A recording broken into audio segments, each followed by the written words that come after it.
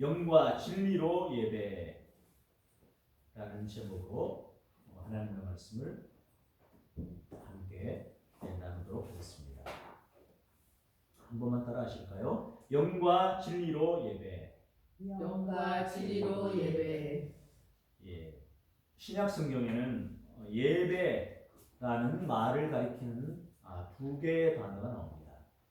신약 성경은 헬라어로 기록이 되어 있는데 예배라고 하는 말을 가리키는 두 개의 단어가 있습니다. 하나는 프로스퀴네오라고 합니다. 이것은 자신보다 높은 존재 앞에 꿇어 엎드려서 발이나 손에 키스하며 굴복과 숭앙을 표시하다라는 의미를 가지고 있습니다. 그리고 직접적인 예배, 그리고 모여서 드리는 예배를 가리킵니다. 오늘 설교 메모 1번을 한번 같이 보시겠습니다. 1번 요한계시록 4장 10절. 시작. 24 장로들이 보좌에 앉으신 이 앞에 엎드려 세세토록 살아계시는 이에게 경배하고 자기의 관을 보좌 앞에 드리며 이르되. 지금 여기 24 장로님들이 보좌에 앉으신 이 앞에 엎드려서 세세토록 살아계시는 이에게 경배하고 자기의 관, 윤리관이죠. 그것을 보좌 앞에 드리는 이것이 예배를 나타냅니다. 이것이 바로 프로스퀴네오라고 하는 말의 의미입니다. 그리고 다른 하나는 라투리오라는 말인데 생활 예배를 가리킵니다. 섬기다라는 뜻을 갖고 있습니다. 간접적인 예배, 생활의 예배를 가리킵니다. 오늘 로마서 12장 1절 암송 구절에 있습니다. 자, 시작. 그러므로 형제들아 내가 하나님의 모든 자비하심으로 너희를 권하노니 너희 몸을 하나님의 기뻐하시는 거룩한 산제물로 드리라. 이는 너희가 드릴 영적 예배니라. 여기에서 말하는 이 거룩한 산제물로 드리는 예배, 너희 몸을 거룩한 산제물로 드리라. 이것은 너희가 드릴 영적 예배니라 했을 때 이 예배가 바로 라투리오의 예배예요. 그래서 간접적인 예배, 생활의 예배를 가리킵니다. 그러므로 어떻게 되느냐? 현실, 평일에는 라투리오의 예배를 드리고 생활 예배를 드리고 그리고 주일에는 프로스퀴네오, 모임 예배를 드립니다. 지금 우리가 그렇게 하고 있는 것입니다. 모임 예배이든 생활 예배이든 예배란 하나님께서 그것을 받으실 만한 가치 또 우리가 그것을 기꺼이 드릴 만한 가치가 있기 때문에 하나님께 모든 영예와 가치를 돌려드리는 것을 말합니다. 예배란 우리의 존재와 행위면에서 하나님의 가치를 인식할 때 우리 속에서 우러나오는 기쁨의 반응입니다. 예배는 가장 위대하신 하나님을 대할 때 우리에게서 나오는 것으로 빛으로 말하면 반사, 그리고 소리로 말하면 반향과 같은 의미입니다. 예배의 핵심은 무엇일까요? 고대로부터 예배의 전쟁이 있었습니다. 북이스라엘 사람들은 사마리아의 근심산에서 예배를 드리고 그것이 옳다고 생각을 했습니다.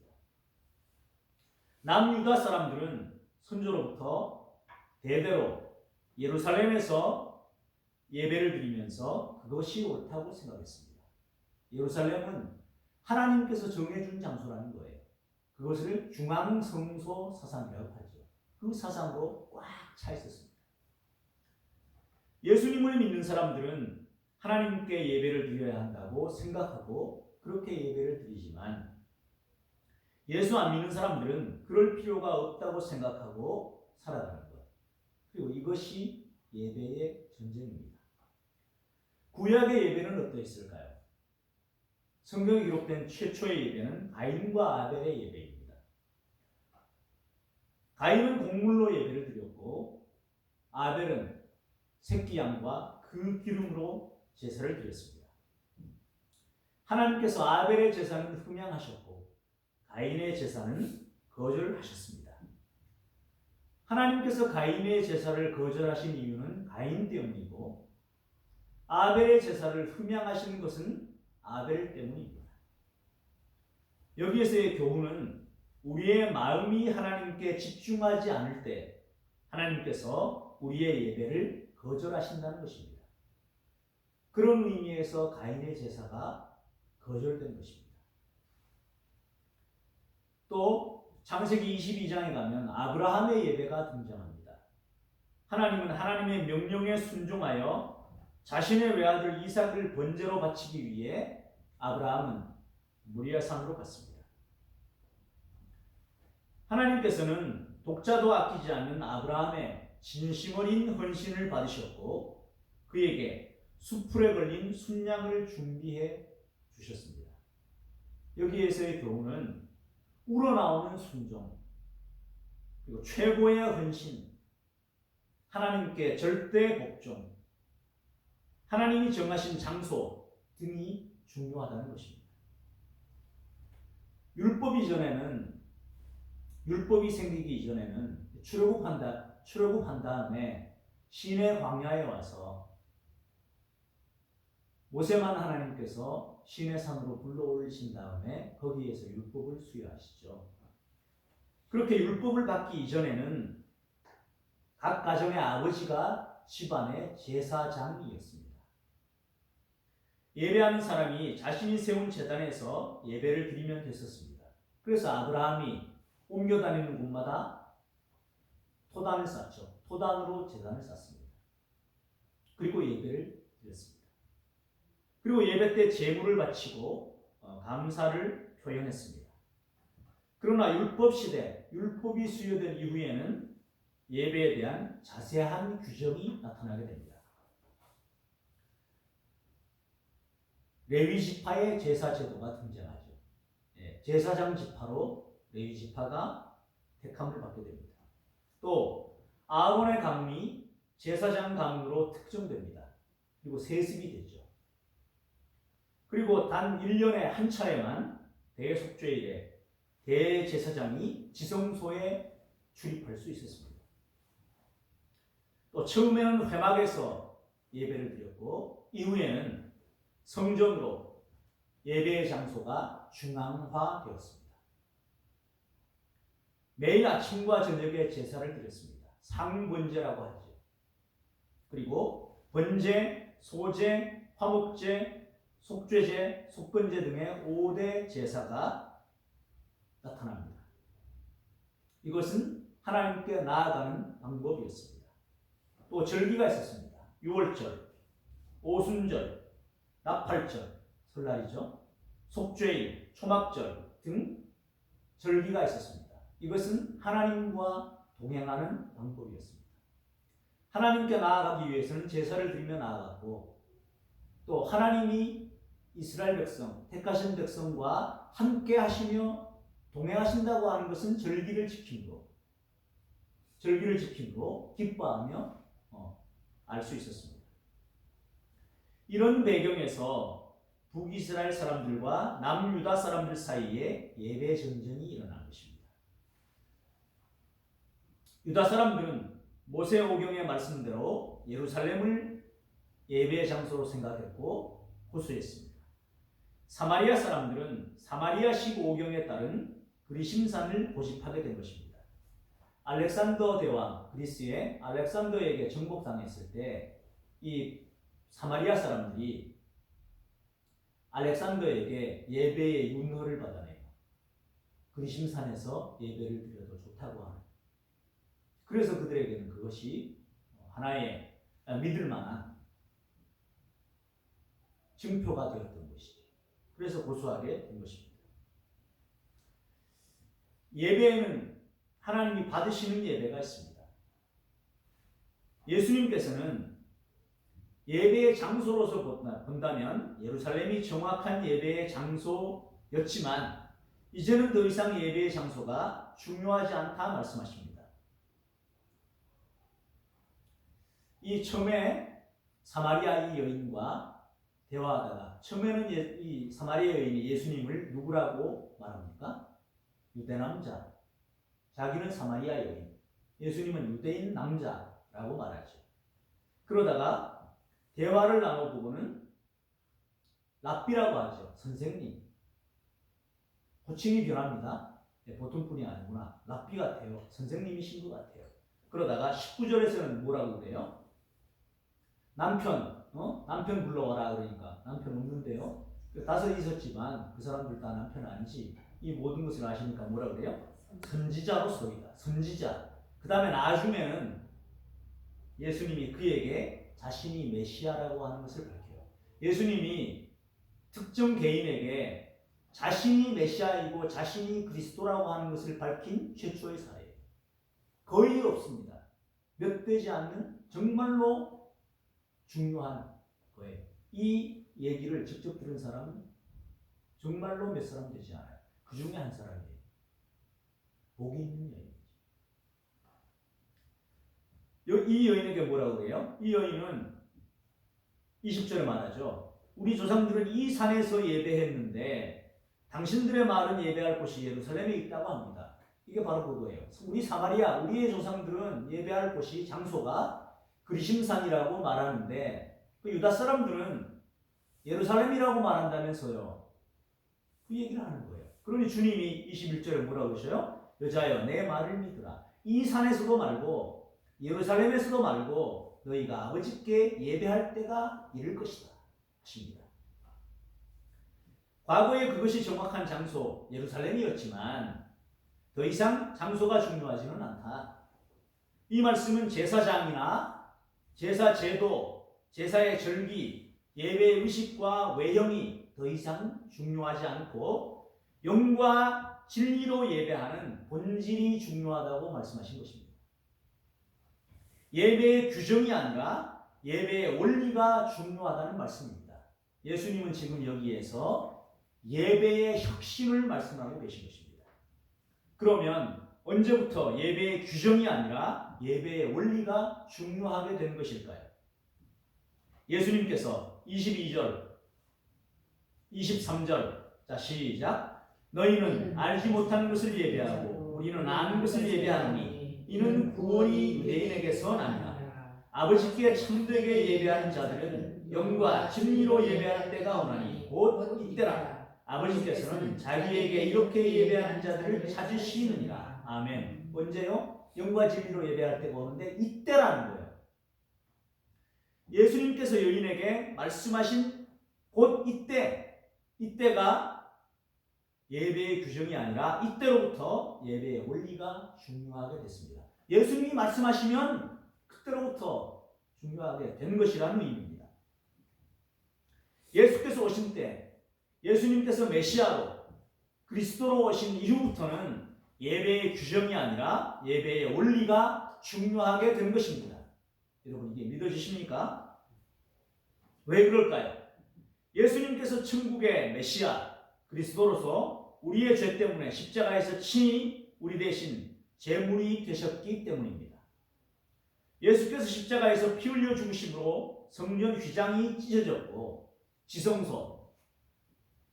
지성소가 모든 사람에게 활짝 열렸습니다. 그러므로 모든 사람이 하나님의 존전 앞에 직접 나아갈 수 있게 됐습니다.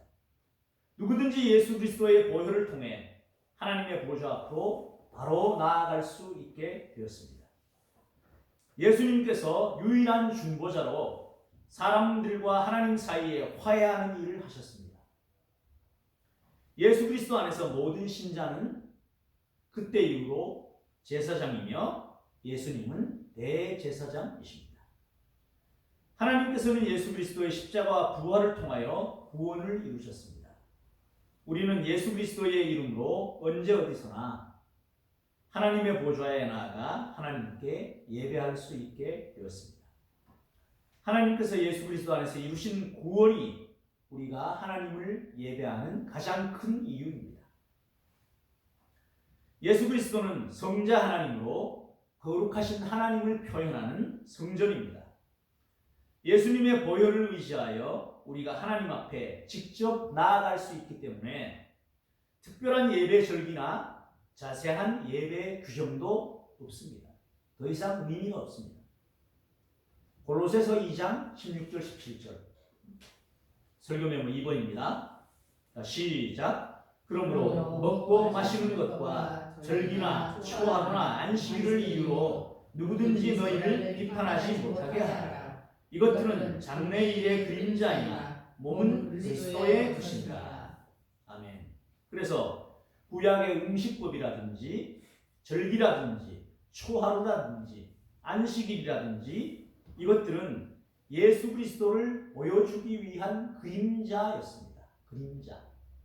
그것들을 통해서 예수님을 대망하면서 기다리게 했던 거예요. 이제 실체가 왔습니다. 실체이신 예수님이 나타나셨습니다. 그러면 실체이신 그분을 따라야 하죠. 그러므로 예수 그리스도 안에서 구약의 모든 의식과 제도가 이루어진 것입니다. 성취된 것입니다. 예수 그리스도를 통해서만 참 하나님을 만날 수 있습니다. 예수 그리스도를 통해서만 하나님과의 관계에서 평화를 누리며 하나님과 교제할 수 있고 하나님의 자녀로서의 특권도 누릴 수 있습니다. 예수 그리스도를 통해서만 참된 예배를 드릴 수 있습니다. 참 예배는 예수 그리스도 안에서 받는 구원에서 시작하여 성화로 이어지고 영화로 완성됩니다. 구약의 예배의식과 제도가 신약시대의 예수 그리스도 안에서 성취된 것입니다. 예수 그리스도께서 재림하시면 신약시대에 성취된 예배가 완성될 것입니다. 우리가 지금 드리는 예배는 예수 그리스도 안에서 성취된 예배로 천국에 완성된 예배를 모방한 것입니다. 천국에서 지금 이 시간도 영원히 하나님을 찬양하면서 먼저 가시는 분들이 항상 기뻐하며 예배를 드리고 있죠. 그 예배를, 그 모형을 우리는 지금 이 땅에서부터 사실은 드리고 있는 겁니다. 그때 드리게 될 그 예배를 믿으면서 이 땅에서 우리는 우리의 삶 가운데 예배를 드리고 있는 것입니다. 자, 그러면 예배의 대상은 누구이실까요? 예수 그리스도 안에서 구약의 예배가 성취되었다면 예배의 대상은 누구입니까? 예, 아버지 하나님이 우리의 예배의 대상이십니다. 4장 21절 여자여 내 말을 믿으라. 이 산에서도 말고 예루살렘에서도 말고 너희가 아버지께 예배할 때가 이르리라 하시죠. 예수님의 아버지, 우리가 믿는 하나님 아버지, 성부 하나님이 예배의 대상입니다. 하나님은 인격자이십니다. 예배의 본질은 장소가 아닙니다. 또 행위가 아닙니다. 인격입니다. 예배의 대상은 인격자 하나님입니다. 아버지 하나님, 성부 하나님이십니다. 진짜 예배와 가짜 예배의 근본적인 차이점은 예배의 대상이 참 하나님이신가 아닌가 하는 것입니다. 바울은 아테네 사람들이 가짜 예배를 드린다고 말했습니다. 참 하나님께 예배하지 않기 때문입니다. 아무리 정성을 기울여도 참 하나님께 드리지 않는 예배는 가짜 예배입니다. 불교의 사원이나 힌두교 사원에서 사람들이 제사를 지냅니다. 온갖 정성을 다합니다. 그 모습을 보면 경건합니다. 우리도 유교의 제사를 드릴 때 의관을 정제하죠. 저희 할아버지를 보면 제삿날은요, 아침 일찍이 세수하시고 의관을 정제하시고 강당에 가 계셔요. 그 장소에 가서 앉아서 몸과 마음을 경건하게 하고 계셔요. 애들은 우리는 뭐 철 모르고 뛰어다니고 그러지만 할아버지는 거기 딱 앉으셔서 하루를 준비하셔요. 그리고 자정에 제사를 드리죠. 그때까지 마음을 경건하게 유지하신다고요. 그런 모습을 보면 굉장히 경건하고 존경스럽기까지 합니다. 그러나 그 대상이 하나님을 향해서 그렇게 하는 것인가? 그것이 중요하다는 것이죠. 그것이 참된 예배인지 가짜 예배인지 구별할 수 있는 유일한 기준이라는 말입니다. 그런 예배는 아무리 경외심을 유발해도 참 안타깝지만 우상 숭배에 불과합니다. 성경은 구약시대에 하나님의 백성들도 가짜 예배를 드린다고 선지자를 향해서 정죄합니다. 예배를 드리고 있는 중에도 하나님께 집중하지 않고 다른 사람이나 자기 자신에게 집중하고 있다면 그것은 가짜 예배입니다. 음악의 즐거움이나 설교의 맛이나 교회 교육의 유익보다 하나님을 영화롭게 하는 것이 더 중요합니다. 요즘에 교회를 나오는 이유에 대해서 어떤 사람들이 이렇게 말해요. 그 교회는 음악이 너무 좋아요. 최신 복음성가들을 해요. 설교를 들으면 시간이 금방 가는 것 같아요. 또 그 교회 가니까 영어 예배도 드려요. 자녀 교육에도 좋을 것 같아요. 나쁘다는 게 아니에요. 그것이 교회를 정하는 동기가 될 수 있어요. 그런데 예배라는 관점에서 볼 때 하나님을 영화롭게 하는 것이 그 모든 것보다 더욱 중요하다는 말씀입니다. 예배는 하나님께 집중해서 드려야 합니다. 가짜 예배들이 있습니다. 덴마크의 개신교회에서 있었던 일이에요. 예배당이 낭하로 이어져 있었어요. 예배당으로 들어가는 길이 있었거든요. 낭하가 있었는데 그 측면에 벽이 있었어요. 벽이 있는데 그 벽에 흰색으로 텅 비어 있는 공간이 있었는데 사람들이 거기를 지나면서 계속 목례 비슷한 걸 하고 잠깐 멈춰서 목례를 하고 가는 거예요. 그 모습이 경건해 보이기까지 하는 거예요. 그래서 무슨 이유인가를 물었더니 거기에 예전에 성모 마리아 성화가 있었다. 근데 지금 여기는 개신교의 예배당이에요. 가짜 예배라는 거예요. 예배를 받으신 분은 누구예요? 아버지 하나님이에요. 또 두 번째는 뉴멕시코에 루비오라고 하는 여인이 있었습니다. 그 옥수수 가루나 밀가루로 튀겨 만드는 빵을 만들고 있었거든요. 토틸라라고 하는 빵을 만들었는데 빵을 만들다가 깜짝 놀란 거예요. 깜짝 놀라서 빨리 꺼냈거든요. 빨리 꺼내가지고 남편에게도 이거 한번 보라고. 예수님 닮지 않아요. 빵이. 남편도 그렇다는 거예요. 그래서 어떻게 했냐면 집으로 가지고 와서 유리상자에다가 빵을 넣고 솜 같은 것도 이렇게 넣고 장식을 했더니만 이렇게 보면 예수님이 구름 위에 떠다니는 것처럼 보이는 거예요. 그 소문이 났어요. 한 달에 한 8,000명까지 몰려온 거예요. 어느 기자에게도 알려졌어요. 기자가 와서 이렇게 보고는 기자는 예수님 아니라고. 오는 사람 대부분은 예수님 닮았다 그러는데 기자는 아니래요. 기자는 뭐라고 얘기했냐면 1974년에 무하마드 알리와 대결에서 이긴 그 스핑크스 닮았다고 얘기한 거예요. 기자는. 그런데 그 남편이 뭐라고 그랬냐면 이 루비오가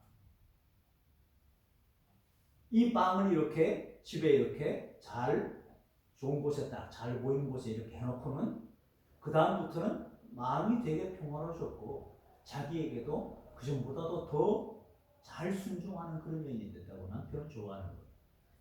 하지만 이런 거는 뭐예요? 그 진짜 예수님이에요? 옥수수빵이나 밀가루빵으로 구운 게 예수님이에요? 이런 것은 잘못된 예배라는 것입니다. 예배의 대상은 하나님 아버지입니다. 하나님은 예수 그리스도의 아버지입니다. 예수 그리스도는 하나님의 독생자입니다. 예수님을 하나님의 아들로 믿지 않으면 결코 하나님께 예배할 수 없습니다. 하나님은 예수 그리스도의 아버지면서 동시에 우리들의 아버지이십니다. 우리들은 예수 그리스도의 보혈을 믿고 하나님의 자녀가 됐습니다. 하나님은 하나님을 예배하는 자들을 찾으십니다. 하나님께서 참된 예배자를 찾으시는 것은 하나님께서 예배를 받으시기에 합당하신 분이기 때문입니다. 사람들이 예수를 메시아로 인정하고 믿을 때에 참 하나님을 예배하는 바른 예배가 시작됩니다.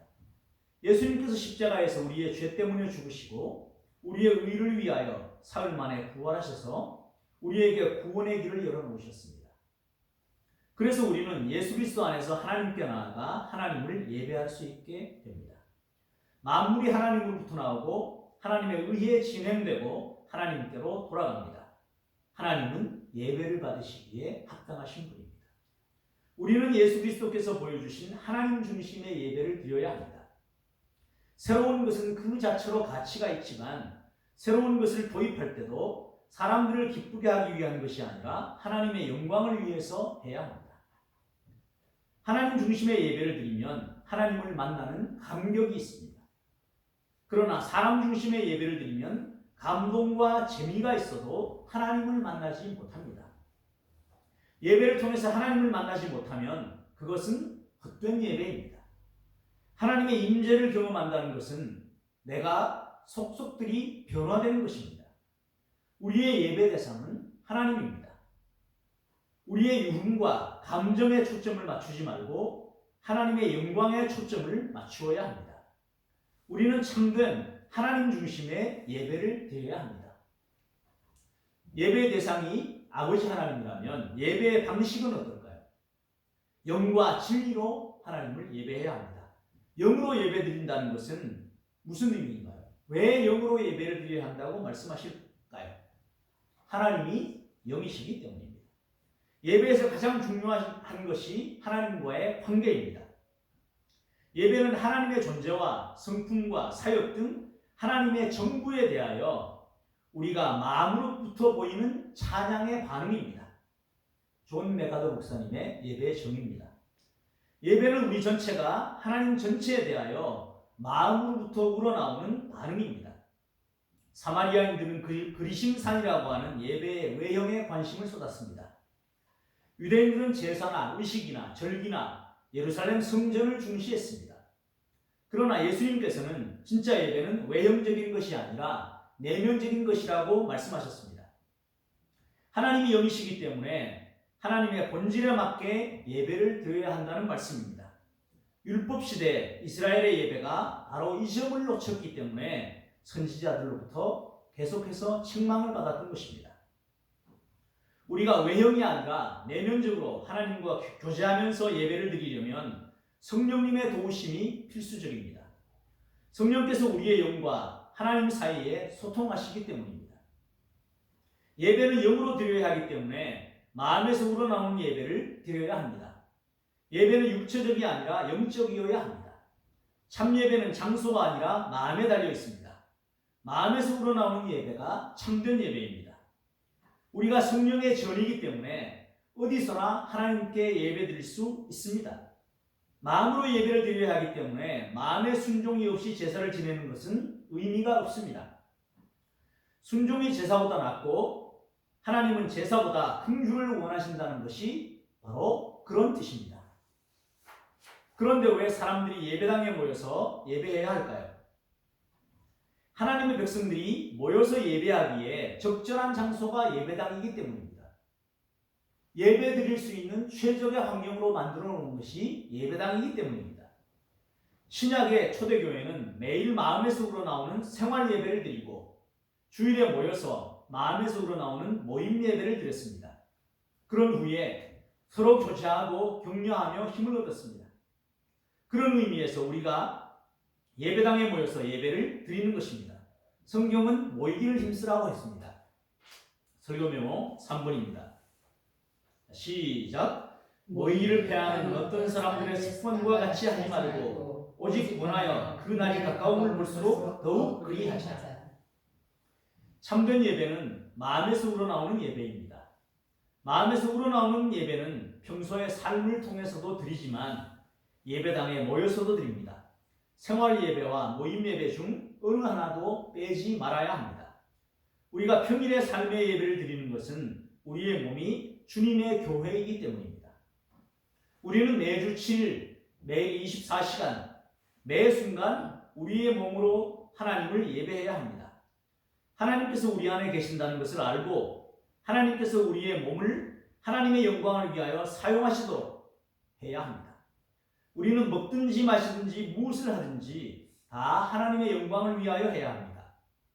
이것이 마음에서 우러나오는 생활 예배입니다. 참된 예배는 하나님을 사랑하고 하나님을 흠모하고 섬기는 사람에게서 나옵니다. 참된 예배는 마음에서 우러나오는 진심의 예배, 진정의 예배입니다. 예배는 공연이 아니라 진정입니다. 공연 예배는 사람을 즐겁게 하지만 진정으로 드리는 예배는 하나님을 영화롭게 합니다. 예배는 고객 중심이 아니라 하나님 중심입니다. 예배는 소비자가 아니라 하나님 중심입니다. 하나님을 영화롭게 하는 예배를 드리려면 마음의 진정성이 있어야 합니다. 이것이 영으로 드리는 예배입니다. 우리가 영으로 예배를 드리려면 성숙해야 합니다. 하나님은 우리의 마음을 기울이는 일과 하나님께 우리의 마음을 기울이는 일과 우리의 시간을 드리는 것도 성숙해야 합니다. 우리의 물질이나 재능을 드리는 것도 우리의 정성을 드리는 것도 성숙해야 합니다. 이 세상에서 우리가 하나님께 올려드리는 예배를 지루하게 생각하지 않고 즐기는 단계에 이르도록 성숙해져야 합니다. 은혜를 못 받으면 지루하죠. 그런데 예배에 참된 기쁨을 알면 그 예배 시간이 즐겁습니다. 하나님과 함께 있는 이 시간이 즐겁습니다.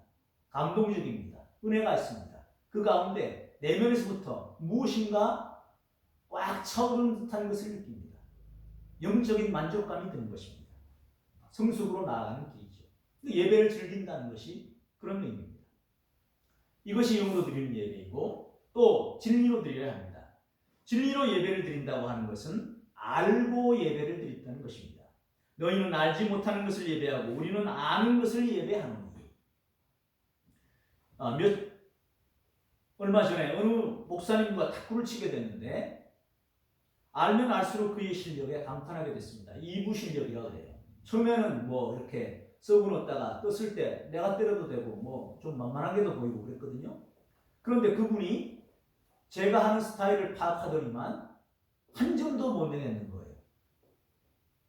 그래서 하면서 감탄하게 돼서 목사님 정말로 대단하십니다. 정말로 대단하십니다. 이 얘기가 막 여기에서부터 그냥 막 나오더라고요. 이런 감탄이 신적인 존재를 향하게 될 때 그것을 예배라고 합니다. 하나님에 대해서 알수록 하나님 정말로 대단하십니다. 알고 났더니 제가 생각한 것 이상으로 상상 이상으로 하나님은 정말로 대단하신 분입니다. 알면 알수록 이런 감탄이 나온다는 거예요. 이것이 예배라는 겁니다. 알고 드려야 진리로 드리는 것입니다. 하나님을 알고 진리로 예배를 드리면 더 정확한 예배를 드릴 수 있습니다. 어떤 형상을 만들어 놓고 하나님을 예배하는 것은 하나님을 모르고 예배하는 것입니다. 우리가 최선의 예배라고 생각하여 드리는 것이 최선이 아니라 하나님께서 알려주신 대로 예배드리는 것이 최선의 예배입니다. 예수께서는 진리를 보여주셨을 뿐만 아니라 예수님 자신이 진리입니다. 그러므로 우리는 예수 그리스도 안에서 예배를 드려야 진리로 드리는 것입니다. 영으로 드리는 예배가 마음에서 우러나오는 예배라면 진리로 예배를 드리는 것은 머리로 아는 예배입니다. 우리의 영과 진리로 예배를 드려야 합니다. 영이 없는 진리는 죽은 정통입니다.